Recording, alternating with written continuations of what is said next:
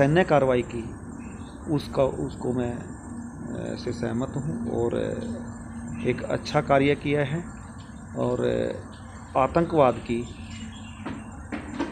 Nursery, उसके ideology को तैयार करने वालों पर, उसको पनाह देने वालों पर और उसके आकाओं पर एक कड़ा प्रहार किया गया है, कड़ी कार्रवाई की गई है और उसकी बैकबोन तोड़ने के लिए एक अच्छा कार्रवाई की गई है। पहलगांव आतंकी हमले में हम 26 परिवारों का मेरे समेत व्यक्तिगत हानि ऐसी हुई है कि यह इसकी क्षतिपूर्ति नहीं हो सकती, कभी नहीं हो सकती। परंतु इस तरह की निर्लजता से जो और निर्ममता से और कायरों की तरह पीठ से और निहत्थे लोगों पर जो वार करने का और उन पे हमला करके उनकी हत्या करने का जो हिमाकत उन्होंने की है, तो इस कार्रवाई के उपरांत पाकिस्तान को समझ लेना चाहिए कि इट वाज अब उसके लिए कोई चेतावनी नहीं है। कल आदरणीय प्रधानमंत्री नरेंद्र मोदी जी ने पहलगाम आतंकी हमले के बाद और तत्पश्चात की गई सैन्य कार्रवाई के उपरांत इस देश को, देशवासियों को और विश्व को कल संबोधित किया। उस संबोधन से एक बात पूर्णतः रूप से स्पष्ट कही गई है और विश्व को और आतंकवाद को पनाह देने वाले, जहाँ पर आतंकी जड़ें हैं, मैं स्पष्ट पाकिस्तान को एक संदेश दिया है और उसमें चेताया भी गया है कि जो ये बर्बरतापूर्ण विभत्स आतंकी हमला निहत्थे पर्यटकों पर किया और जिसमें कि मेरा बेटा भी लेफ्टिनेंट विनय उसमें शहीद हुए, उसके खिलाफ जो सैन्य कार्रवाई की उसको मैं से सहमत हूँ और एक अच्छा कार्य किया है। और आतंकवाद की नर्सरी, उसके आइडियोलॉजी को तैयार करने वालों पर, उसको पनाह देने वालों पर और उसके आकाओं पर एक कड़ा प्रहार किया गया है, कड़ी कार्रवाई की गई है और उसकी बैकबोन तोड़ने के लिए एक अच्छा कार्रवाई की गई है। मैं उससे सहमत हूँ। भारतीय सेना का ने पूरे मनोबल के साथ as per direction of respected prime minister and cabinet उन्होंने जो कार्रवाई की है और वो मनोबल से काम कर पाए, वो तभी कर पाए कि उनको हमारी सरकार ने पूर्णतः रूप से उनको छूट दी कार्रवाई करने की, तभी ये सब पॉसिबल हो पाया। और जैसा कि मैंने न्यूज़पेपर्स में पढ़ा, मेरे पास सोशल मीडिया तो नहीं है, और टीवी वगैरह पे देखा कि किस तरह से हमने उनके कई सैन्य ठिकानों पर भी जो कि जिस पर वो बहुत ही घमंड करते थे, उनको भी हानि पहुंचाई गई है। और तत्पश्चात इस बारे में मैं कुछ और चीज़ें ऐड करना चाहूँगा।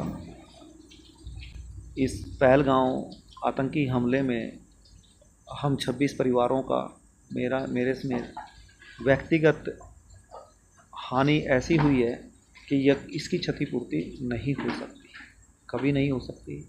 परंतु इस तरह की निर्लजता से जो और निर्ममता से और कायरों की तरह पीठ से और निहत्थे लोगों पर जो वार करने का और उन पे हमला करके उनकी हत्या करने का जो हिमाकत उन्होंने की है, तो इस कार्रवाई के उपरांत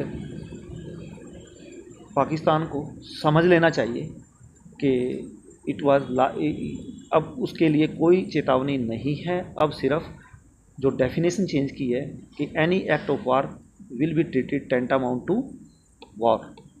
तो एक भी कार्रवाई की, एक गोली भी सीमा पार से कुछ आती है टेरर रूप में या अन्यथा, तो वो अटैक ही होगा, उसके ऊपर वार ही होगा। ये बिल्कुल स्पष्ट रूप से हमारे आदरणीय प्रधानमंत्री ने उनको संदेश दे दिया है और उसको समझ लेना चाहिए कि इस बार माफ़ नहीं किया है, ये स्थगन की गई चीज़ें स्थगित हैं अब उसने कोई हरकत की तो उसको बख्शा तो नहीं जाएगा।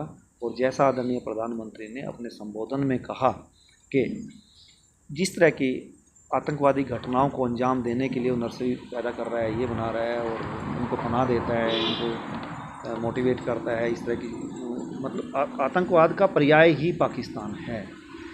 तो आतंकवाद का पर्याय पाकिस्तान है, तो आतंकवादी कोई भी उसने आगे कार्रवाई की ऐसी, तो पाकिस्तान का नामो निशान ही मिट जाएगा, नक्शे से ही ख़त्म हो जाएगा। ये स्पष्ट रूप से हमारे आदरणीय प्रधानमंत्री ने उनको चेता दिया है। रही बात दूसरी, आदरणीय प्रधानमंत्री के इस मत से मैं पूर्ण रूप से सहमत हूँ कि ये युद्ध का समय नहीं है, युद्ध काल नहीं है। और लेकिन साथ में एक बात और कही कि ये आतंक काल भी नहीं है, और आतंक का सफाया करने के लिए यदि युद्ध का सहारा लिया जाएगा तो वो बिल्कुल सही है। क्योंकि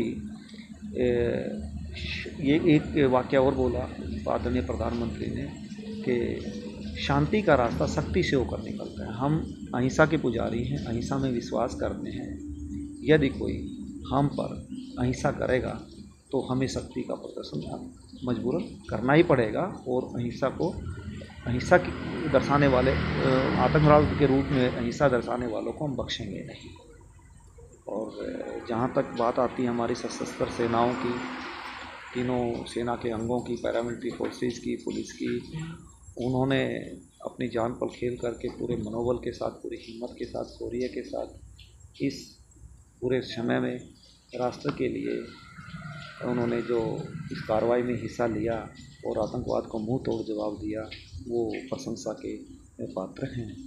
और मोर ओवर इस बार एक बात सामने आई देखने में, प्रथम दृष्टया के रूप में मैं कह सकता हूँ, प्रथम दृष्टया के रूप में, कि जो उस घटना के बाद जो आक्रोश था इस देश में, देशवासियों में, हमारे सभी राष्ट्र के लोगों में और सभी राजनीतिक दलों में, सभी वर्गों के लोगों में, सभी धर्म के लोगों में एकजुटता का उन्होंने प्रदर्शन किया है कि आतंकवाद के खिलाफ लड़ाई के लिए हम सभी एकजुट हैं। और कहीं ना कहीं ये मेरा पर्सनल एक राय है, ओपिनियन है, मेरी अपनी ऑब्जर्वेशन है कि हमारे राष्ट्र के लोग, अपने देश के लोग, देशवासी कहीं ना कहीं मेंटली प्रिपेयर हो चुके थे कि वार होना ही है। इस बार पाकिस्तान को सबक सिखाना ही है। जैसे आर पार की बात करते हैं, इस बार आर पार शब्द नहीं आया, लेकिन इस बार हम सब मेंटली प्रिपेयर थे। हम सब ने जैसा भी बेसिक एमिनिटीज़ होती है अपने घरों में इंतज़ाम कर लिया था सभी ने।